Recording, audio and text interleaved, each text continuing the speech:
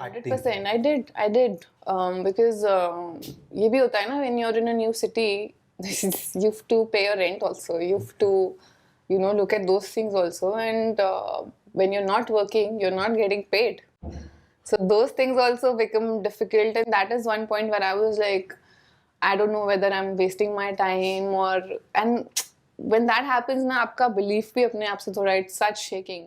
तृप्ति दिमरी एक promising actress हैं जिन्होंने अपने करियर के स्टार्ट में ही बहुत सारे आइकॉनिक फिल्म्स दी हैं, बट एनिमल के बाद मुझे ऐसा लग रहा है कि मेकर्स उन्हें स्टीरियोटाइप करने लगे हैं। लिटरली मैंने बैड न्यूज का जानम सॉन्ग में जब उन्हें देखा ना, इट वाज ऑब्वियस कि एनिमल की हाइप को यहाँ पे कैश इन किया जा रहा है। दिस क्लियरली शोज कि कैसे इंडस्ट्री ने तृप्ति को अब ऑब्जेक्टिफाई करना शुरू कर दिया है। और ये बहुत ही स्ट्रेंज बात है क्योंकि आज के वो एरा में भी we are still writing female characters based on male fantasies. See I also believe that love making is a great emotion to show on screen. उन सीन्स को दिखाने का भी अपना एक तरीका होता है, उनकी एक इंटेंसिटी होती है, बट कभी भी उन्हें इतने प्रिटेंशियस वे में तो बिल्कुल नहीं दिखाया जाता। This is the problem in our industry कि हम अभी तक फिल्म्स को प्रमोट करने के लिए इररेलेवेंट आइटम सॉन्ग्स बना रहे हैं या फिर एक्ट्रेसेस को ऑब्जेक्टिफाई कर रहे हैं। तृप्ति के साथ भी वही हो रहा है।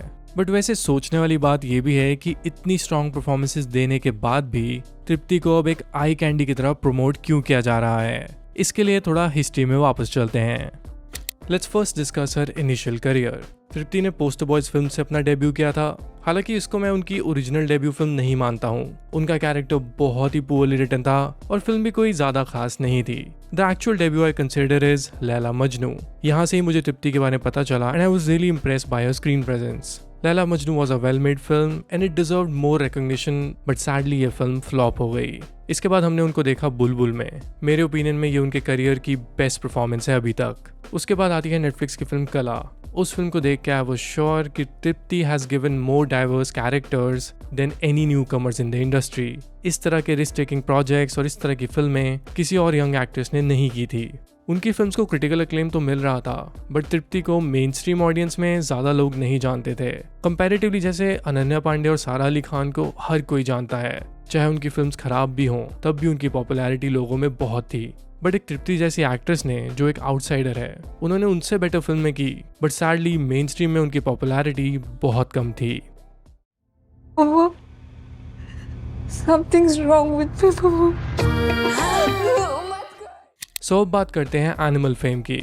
सबको पता है Tripti played the character of Zoya in Animal and it just broke the internet.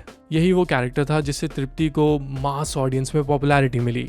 And let's be honest as well, Tripti की जो परफॉर्मेंस एनिमल में थी वो compare to Laila Majnu, Bulbul and कला सबसे वीक थी। But it is so surprising कि उनको ज्यादा पॉपुलैरिटी जोया के कैरेक्टर से ही मिली। एंड आप सब जानते हो कि इसका सबसे बड़ा फैक्टर था वो इंटीमेट सीन्स। वो इतने वायरल हुए थे कि fans literally started calling her भाभी 2। इवन पेपराजी जर्नलिस्ट भी उनको भाभी 2 कह के बुलाने लगे। तृप्ति को इसके बाद हर कोई जानने लगा। She was not any more N underrated actress और उनको तो नेशनल क्रश का भी टैग दे दिया गया। सिद्धांत चतुर्वेदी ने ना अभी रिसेंटली सिद्धार्थ करण जी को एक इंटरव्यू दिया है। वहाँ पे उन्होंने एक बहुत ही इंटरेस्टिंग बात बोली तृप्ति के फेम के बारे में। एनिमल से पहले लोग उन्हें कैसे ट्रीट करते थे और एनिमल के बाद उन्हें कैसे ट्रीट किया जाता है। Just look at this clip. On set देखा है, लाइव लोग फितरत बदलते मेरे सामने देखा है, अपने सामने देखा है। रोज चाय मांगती, चाय कोई वो सुनता नहीं था। कट टू सीधे कौन सी चाय चाहिए, मसाला चाय, ग्रीन टी, ये वो सब लोग खड़ा हो, जो मैं उसकी खिंचाई करता था। सी यहाँ पे भी एक बड़ी प्रॉब्लम है। इंडस्ट्री में आउटसाइडर्स को इसी तरह ट्रीट किया जाता है। जस्ट इमेजिन कि क्या आलिया भट्ट और अनन्या पांडे को एक सेट पे थोड़ा अवॉइड किया जाएगा या फिर उनको अटेंशन नहीं दी जाएगी, चाहे उन्होंने कैसी भी फिल्में की हों।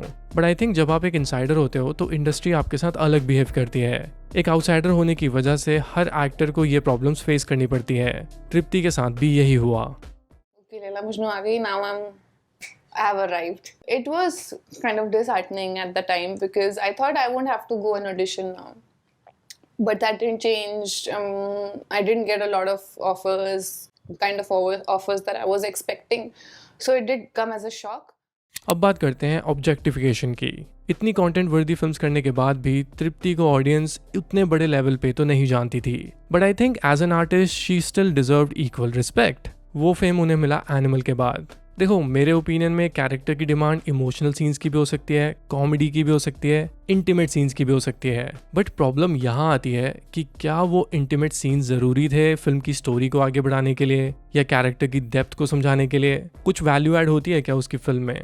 No right? तो वहाँ से ही हमें पता चलता है कि ऑडियंस को अट्रैक्ट करने के लिए यहाँ पे ऑब्जेक्टिफिकेशन की जाती है। एनिमल में तो चलो फिर भी जस्टिफाइड था because it was a surprise element for the audience. पहले तो इस तरह से प्रमोट भी नहीं किया गया था कि इंटीमेट सीन्स होने वाले हैं फिल्म में, बट एनिमल के फेम के बाद जिस तरह की ऑब्जेक्टिफिकेशन तृप्ति की जा रही है that is wrong. For example bad news film से जो गाना आया है जानम, ऐसे लग रहा है इसे फोर्सफुली एनिमल की हाइप को कैश इन करने के लिए शूट किया गया है। We again see Tripti being intimate and this time it all looks too pretentious. Seriously वही पुराने cliche camera angle, Vicky Tripti को उठा रहे हैं, तृप्ति विकी के ऊपर बैठ रहे हैं, स्लो मोशंस, ये सब क्या देखना पड़ रहा है? सीरियसली समझ ही नहीं आ रहा है कि ये एक बैड न्यूज जैसी फिल्म का सॉन्ग है या फिर ग्रैंड मस्ती का।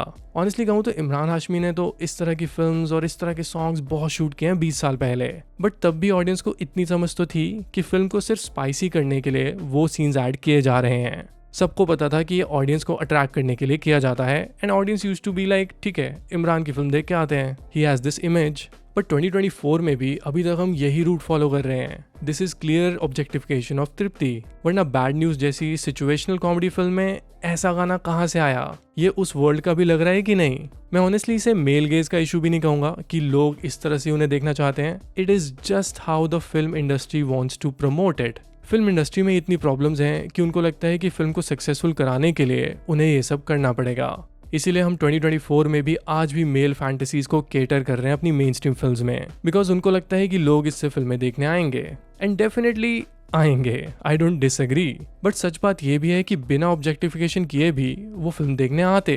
कितनी सारी फिल्म्स ऑडियंस तब भी हिट बनाती है। विकी की जरा हट के जरा बच के भी एक सक्सेसफुल फिल्म थी, उसमें तो कोई इंटीमेट सीन्स नहीं थे, उसमें तो किसी तरह की ऑब्जेक्टिफिकेशन नहीं थी। जो प्रॉब्लम है वो इंडस्ट्री के माइंडसेट में ही है। उनको हमेशा लगता है कि अगर कोई बड़ी फिल्म आ रही है या फिर किसी फिल्म को अगर हिट बनाना है तो उसमें इस तरह के इंटीमेट सीन्स डाल दो। ये सिमिलर प्रैक्टिस मैंने दीपिका पादुकोण की फिल्म्स में भी देखी है। When a film like Pathaan was coming तो वहाँ पे हमने बेशरम रंग सॉन्ग देखा, और फाइटर में भी एक ऐसा ही एक गाना था जिसका तो एंड क्रेडिट्स में भी सेंस नहीं बना। सो मैं आपसे एक क्वेश्चन पूछना चाहूंगा यहाँ पे कि क्या आप इन सॉन्ग्स की वजह से पठान और फाइटर को देखने गए थे, या फिल्म के ट्रेलर को देख के, या फिर किसी स्टार को देख के? इट वॉज वेरी क्लियर कि पठान और फाइटर को हिट कराने का इतना प्रेशर था कि वहाँ पे भी इस तरह के इररेलेवेंट सॉन्ग्स डालने पड़े। And this is also the case of item songs. Film में उनकी जरूरत भी नहीं होती है, but still till today we get these item songs. As a cinephile तो मेरा बस यही मानना है कि फिल्म तब भी रेलेवेंट है बिना इन गानों के या बिना इन फोर्सफुल सिचुएशंस के। हेट स्टोरी जैसी खराब फिल्म्स में भी जब ऐसे गाने आते हैं ना तब भी कुछ सेंस बनती है, क्योंकि फिल्म बेस्ड ही उसी थीम पे है। फिल्म का कॉन्सेप्ट ही इंटीमेसी और चीटिंग पे बेस्ड है। मैं भी बहुत हैरान हूँ कि मैं हेट स्टोरी की तारीफ कर रहा हूँ, but this is actually the truth. आप समझ रहे हो ना कि मैं कहना क्या चाहता हूँ। हेट स्टोरी का जो वुमेन पोर्ट्रेयल है वो तो है ही एक स्पेसिफिक ऑडियंस के लिए। हमें पता है कि वो फिल्में कौन सी ऑडियंस देखती है। तो क्या उसी तरह की वुमेन ऑब्जेक्टिफिकेशन हम मेन स्ट्रीम कमर्शियल फिल्म्स में भी देखेंगे जो कहीं ना कहीं फैमिली ऑडियंस के लिए केटर की जाती हैं? Seriously, I really hope that this objectification comes to an end. मैं खुद इंटीमेट सीन्स का फैन हूँ। I've grown up watching films of Angelina Jolie, Keira Knightley, and honestly अगर फिल्म की स्टोरी डिमांड करती हो ना वो इंटीमेट सीन्स, तो उन सीन्स का एक्सपीरियंस फिल्म को और भी अपलिफ्ट कर देता है। Those scenes add value to the film.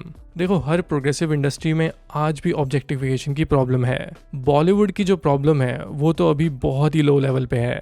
तृप्ति धिमरी जैसी एक्ट्रेस को जिन्होंने अपनी फिल्म से प्रूव कर दिया है that she can actually act, उनको भी इंडस्ट्री ने एक सिनेमैटिक मेल गेज का पार्ट बना दिया। एंड आई रियली होप कि अब उनकी आने वाली फिल्म्स में वो अननेसेसरी सीन्स ना हो। She is better than all this and honestly she is a great actress.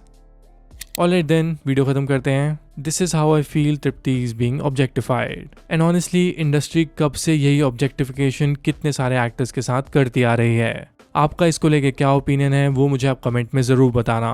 Do you think that this is the right way to make films, जहाँ पे हम किसी भी इमोशन की थीम को कहीं भी ऐड कर देते हैं विद नो रेलेवेंस? सोचना और जरूर बताना। And if you like my videos you can also follow me on my personal ID @Vishal_in_cinema।